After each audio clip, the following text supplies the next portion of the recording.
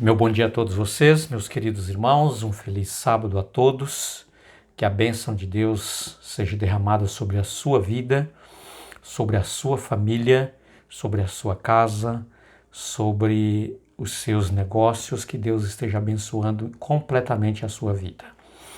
Seja bem-vindo nesta manhã na nossa Sala da Esperança, meu muito obrigado a todos vocês que têm aí estado conosco.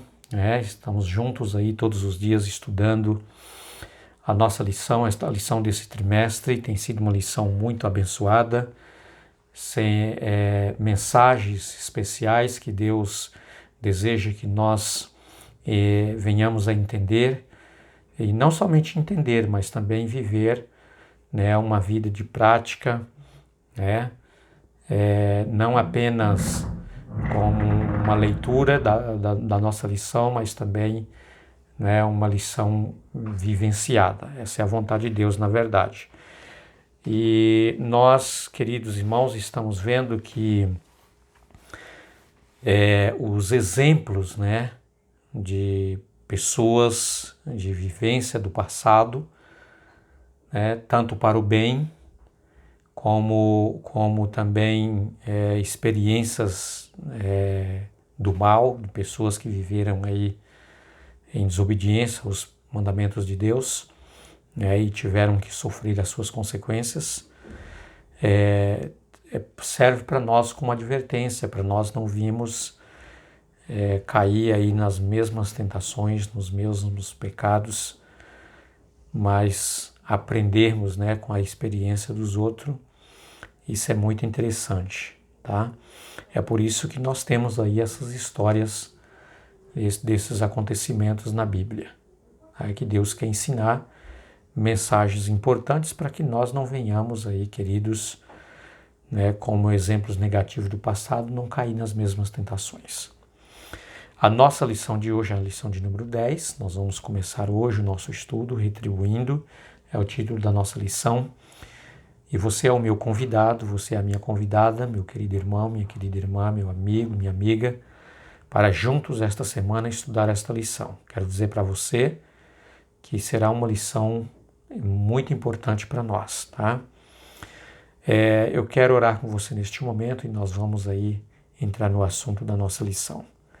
Deus Pai, Deus o Filho, Deus o Espírito Santo, nós o pedimos em Teu nome, Senhor Jesus, que venha estar conosco. Nós que estamos iniciando esta nova lição desta semana e nós queremos compreender esta lição, Senhor Deus, para podermos viver de acordo com os Teus ensinamentos.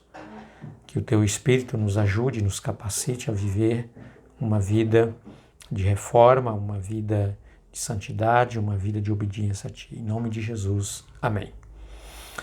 Retribuindo, como eu disse para vocês, é o título da nossa lição de hoje, meus queridos irmãos, tá? E eu vou ler aqui o nosso verso para memorizar, propriamente em Apocalipse 14, verso 13, que diz assim, olha, então ouvi uma voz do céu dizendo, escreva, bem-aventurados os mortos que desde agora morrem no Senhor. Sim, diz o Espírito, para que descanse das suas fadigas, pois as suas obras os acompanham. Tá? Apocalipse capítulo 14, verso 3, que é o verso para memorizar da nossa lição. Dois pontos importantes que eu queria frisá-lo aqui com vocês, queridos, do nosso verso para memorizar. Aqui diz que os mortos em Cristo Jesus são bem-aventurados quando vão para o túmulo, porque estão dormindo. Tá? Nós vimos aqui a repetição desse verso, por exemplo, falou em dormir e descanso. Tá? E outro ponto importante também é que aqueles que morreram em Cristo Jesus são bem-aventurados. Por quê? Porque estão dormindo, estão descansando das fadigas, dos trabalhos. Tá? O salmista Davi diz assim que a vida do homem passou a ser 70 anos, e o que passa disso é fadiga e canseira. E é uma realidade. Geralmente a pessoa com 80, 90 anos já vive uma vida bastante afadigada, bastante cansaço, com muita dependência, né? Mas o Filho de Deus, queridos, quando Deus permite que ele vai para o túmulo, vai para a sepultura, na verdade, não seria assim o desejo de Deus que isso viesse a acontecer, porque Deus não criou o ser humano para morrer. Deus criou o ser humano para viver e viver eternamente.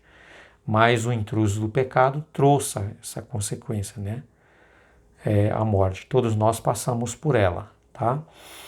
Mas o Filho de Deus, lavado por Cristo, regenerado no sangue de Jesus, uma pessoa salva, perdoada, tá? Uma pessoa que vive em comunhão com Deus pela fé. Quando esse irmão, essa irmã vai para o sepulcro, queridos, ele está descansando. Os seus trabalhos, as suas fadigas, as dificuldades dessa vida, tá?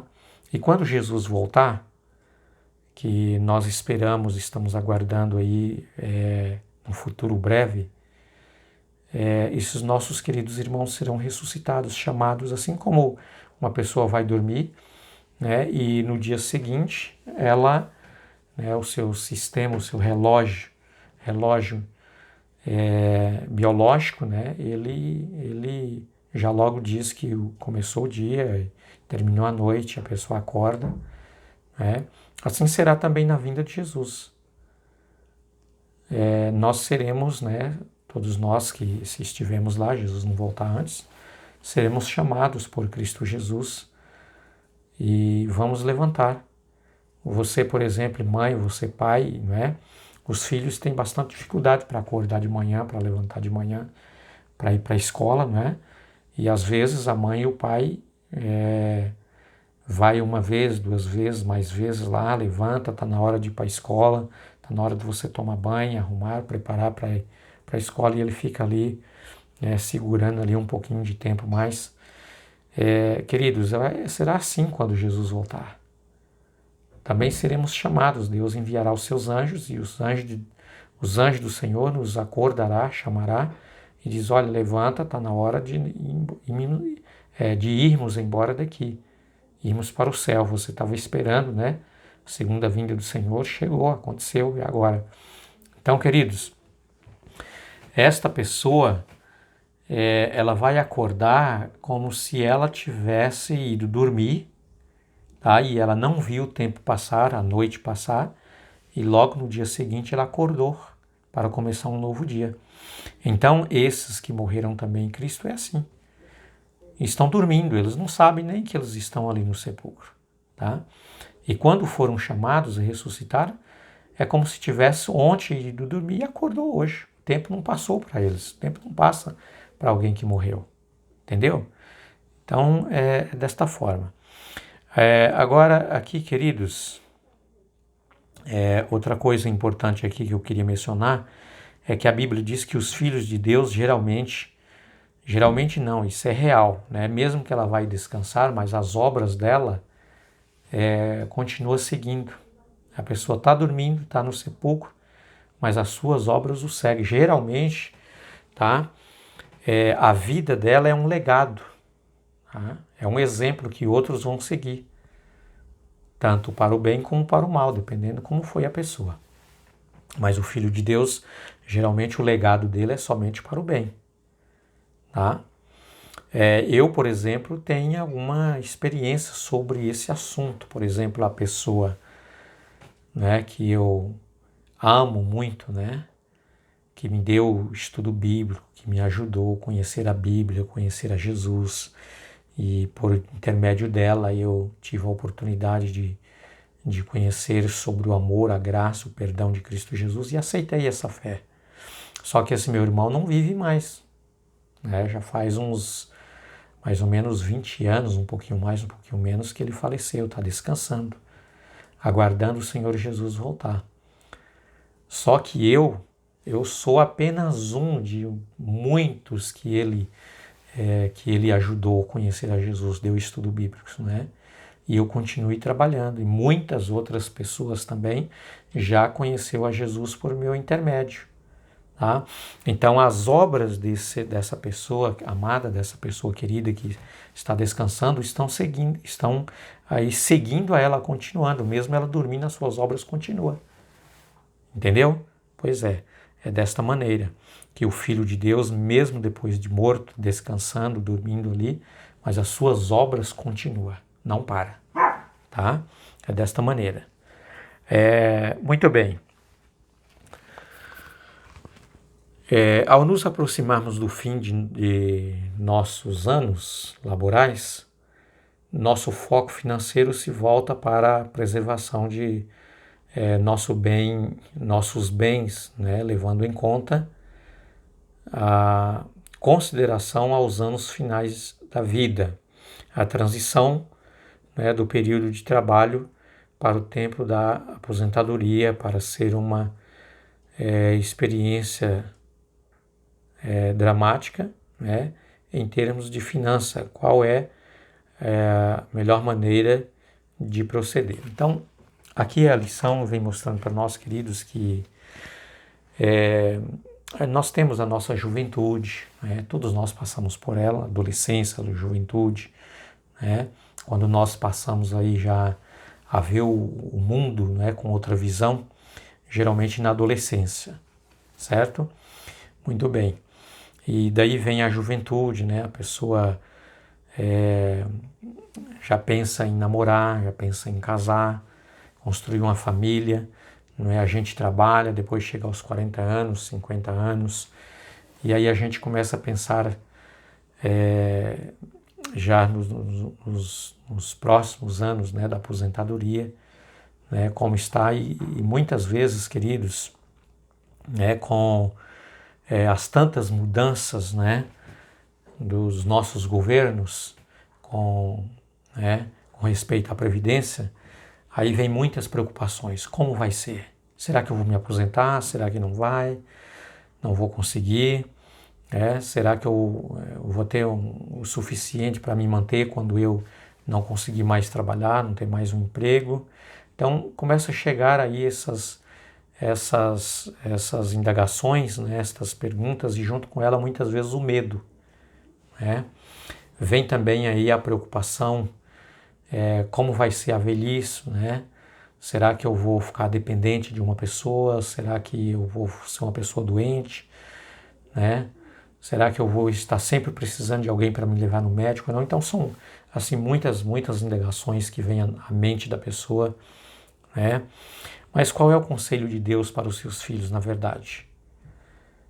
Na velhice. A palavra de Deus diz que Deus cuida dos seus filhos, né? Em todo o tempo. Pode ter certeza que Deus não vai desamparar de forma nenhuma nenhum dos seus filhos, tá? Mas eu quero ler aqui para finalizarmos a nossa lição de hoje, bem aqui no rodapézinho da lição, tá? Um trecho que propriamente nós encontramos aí no livro Testemunhos para a Igreja, no volume 1, na página 376, que a escritora Ellen White diz assim, olha, ao comentar esses medos, né, todos esses temores são originados por Satanás.